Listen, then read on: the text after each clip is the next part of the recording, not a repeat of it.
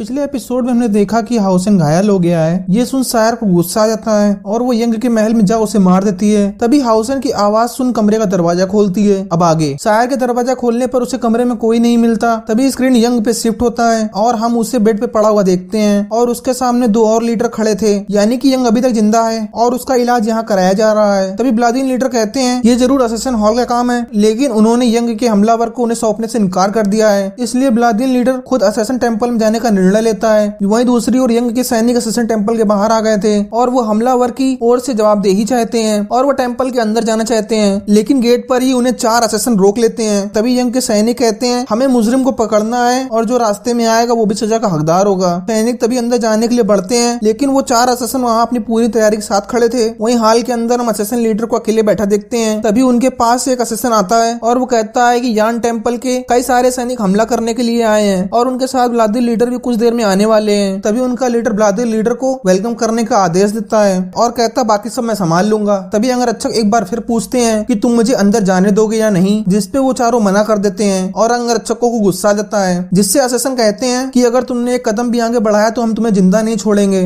और तभी अंगरक्षक अपने सैनिकों को तैयार कर उन पे हमला कर देते हैं और असैसिन भी अपने बचाव में हमला कर देते हैं, लेकिन उन दोनों के अटैक उनको लगते उससे पहले वहाँ ब्लादिन लीडर आ जाता है और उन्हें रोक देता है। तभी चारों असैसिन लीडर के सामने झुकते हैं। इससे हमें लीडर के बारे में पता चलता है कि लीडर की यहाँ कितनी रिस्पेक्ट है। और तभी वो कहते हैं हमारे सैनिक और हमारे लीडर भाई क्लैन आपस में क्यों लड़ रहे हैं, क्या आपस के अलायंस ने यही सिखाया है। तभी असैसिन हॉल के सैनिक बाहर लीडर का वेलकम करते हैं। तभी लीडर भी उसी की स्किल का यूज करके उसके आगे से उसके पीछे टेलीपोर्ट हो जाता है और टेम्पल में एंट्री करता है और अंदर घुसते ही टेम्पल मास्टर जिंगसी से कहता है कि तुम्हें अलायंस के रूल पता है ना, तुम्हें उस हमलावर जिसने यांग बैंग जाओ को मारा है उसे हमें सौंप देना चाहिए, वरना ये तुम्हारे क्लैन के लिए अच्छा नहीं होगा। तभी टेम्पल मास्टर सरेंडर करने से मना कर देता है, जिससे चीफ को इतना ज्यादा गुस्सा आता है जिससे उसके ऑरा से उसके चारों तरफ की चीजें टूटने लगती हैं। तभी चीफ कहता है अगर तुम और इनकार करोगे तो ये सिचुएशन किसी के लिए भी शांति भरी नहीं होगी। अगर तुम हमारे अलायंस बने रहना चाहते हो तो हमें उसे सौंप दो, अगर तुम ऐसा नहीं करोगे तो हमारी सेना तुम पर आक्रमण कर देगी और चारों ओर खून की होली शुरू हो जाएगी और तुम्हारा हॉल भी खून से नहा जाएगा। तुम अलायंस के मेंबर हो तो तुम्हारे पास पावर है, तुम उस पावर का यूज किसी को बुली करने के लिए नहीं कर सकते, और अगर अलायंस के मेंबर ही ऐसी हरकत करने लगेंगे और तुम अगर इतने सेल्फिश हो जाओगे तो जो तुम्हें बैटल फील्ड पर हीरोइक अवार्ड मिला है उसका क्या फायदा। लेकिन अब भी टेम्पल मास्टर कुछ नहीं बोलता। इस पर चीफ वहां से जाने लगते हैं और जाते जाते कहते हैं कि अब जो भी होगा वो अलायंस का निर्णय होगा और अब हमें तुम्हारी पोजीशन से भी कोई फर्क नहीं पड़ेगा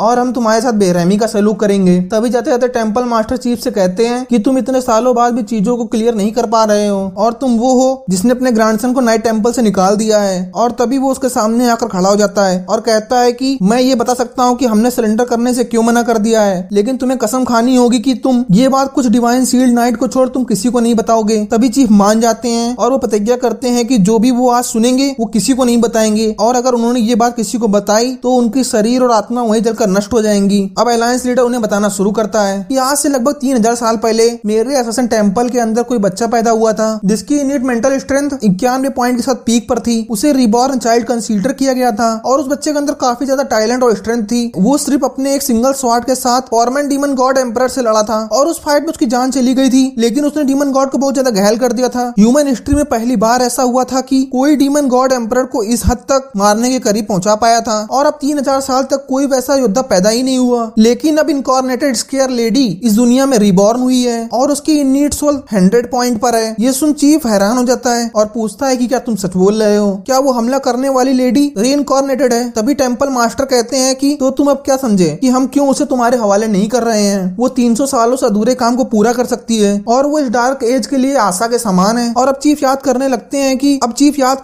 कि कैसे डीमन और ह्यूमन के बीच युद्ध होते रहे हैं और इसी एक युद्ध में उन्होंने अपने बेटे और बहू को खो दिया था, जिसके कारण उनका पोता अनाथ हो गया है। अब वो सोचने लगते हैं कि क्या सच में डीमन गॉड को हम इस बार हरा पाएंगे। तभी चीफ उससे पूछते हैं कि अगर ऐसा ही है तो तुमने उसे अच्छी शिक्षा क्यों नहीं दी और उसे मोरल और वैल्यू क्यों नहीं सिखाई। उसने अपनी पावर का मिसयूज किया, इसके जिम्मेदार तुम हो। वो भले ही फ्यूचर में ह्यूमैनिटी को लीड कर सकती है, लेकिन कैसे वो इंसानियत को बचा सकेगी। तभी टेम्पल मास्टर कहते हैं तुम नहीं समझ सकोगे। तभी चीफ कहते हैं मैं क्यों नहीं समझ सकता हूँ, ये उसकी डेस्टिनी है कि उसे टेम्पल गॉड एम्परर से लड़ना है। वो इस पावर के साथ पैदा हुई है और उसे ये रिस्पॉन्सिबिलिटी लेनी होगी। इस पर टेम्पल मास्टर कहता है मुझे एक और लीडर ने यही कहा था, लेकिन फिर मैंने ध्यान से सोचा और पाया कि क्या हमने उसकी वॉइस को सुनने की कोशिश की है कि वो क्या बनना चाहती है, क्योंकि वो वही बनते हैं जिसे हम बचपन से उस पर लाद देते हैं। डेस्टिनी के नाम पर हम उनको उनकी डेस्टिनी पाने से नहीं रोक सकते क्या हम ये काम सही करते हैं? रीइंकार्नेटेड शीन को जल्दी से एक योद्धा में बदल देने के लिए उसको जन्म के समय टेंपल ऑफ असैसिन का टेस्ट देना होता है। उन्हें 6 पास ऑफ रीइंकार्नेशन से गुजरना होता है और उसने उसी हेल के अंदर अपने सारे सेंसेस को खो दी थी और उसके अंदर के सारे इमोशन भी गायब हो गए थे। कुछ सालों पहले वो एक लड़के से मिली जिसकी वजह से उसके इमोशन आने लगे और उसका दिल नॉर्मल ह्यूमन की तरह धड़कने लगा। वो लड़का हाउसेन था। ये सुन चीफ काफी सदमे में चला जाता है और वो अपनी गलती को मान लेता है कि उन्होंने भी अपने ग्रैंडसन को बहुत बुरा डांटा था क्योंकि वो उनके एक्सपेक्टेशन पर खरा नहीं उतरा था। मैंने उसे उसके घर से निकाल दिया था ये जानते हुए कि उसके सर पर उसके पेरेंट्स का हाथ भी नहीं है और ग्रैंडसन ने भी कहा था कि आपने कभी मेरे अंदर की बात जानने की कोशिश नहीं की। तभी चीफ बाहर जाने लगते हैं और कहते हैं मैं ये बात किसी को नहीं बताऊंगा और तुम उसे कैसी शिक्षा दोगे मैं इसमें इंटरफेयर कभी नहीं करूंगा, लेकिन एक बात याद रखना कि तलवार अगर तेज नहीं है तो हम ही को चोट पहुंचाएगी और उसका इलाज भी नहीं है। तभी चीफ अपने सैनिकों को वहां से वापस जाने के लिए कहते हैं। ये सुन सभी सैनिक हैरान हो जाते हैं लेकिन कोई उनसे पूछने की हिम्मत तक नहीं कर पाता। वहीं दूसरी तरफ सायर हाउसेन के घर में थी लेकिन वहाँ कोई नहीं था इसलिए वो टेंशन में थी। उसके बॉडीगार्ड भी अभी तक उसे नहीं ढूंढ पाए थे इसलिए सायर हाउसेन को ढूंढने के लिए वहाँ से चली जाती है। वहीं हम हाउसेन को देखते हैं कि वो सायर को याद कर उसी पॉइंट पर जा रहा था जहाँ वो उससे मिला करता था लेकिन वो अपने होश में नहीं होता है और वो खाई से नीचे गिर जाता है। लेकिन तभी सायर उसे देख लेती है और वो उसे बचाने के लिए खाई में कूद जाती है। इसी के साथ ये एपिसोड समाप्त हो जाता है। अगर आपको हमारा एक्सप्लेनेशन अच्छा लगा हो तो हमारे चैनल को सब्सक्राइब करना मत भूलिएगा। मिलता हूँ नेक्स्ट एपिसोड के साथ।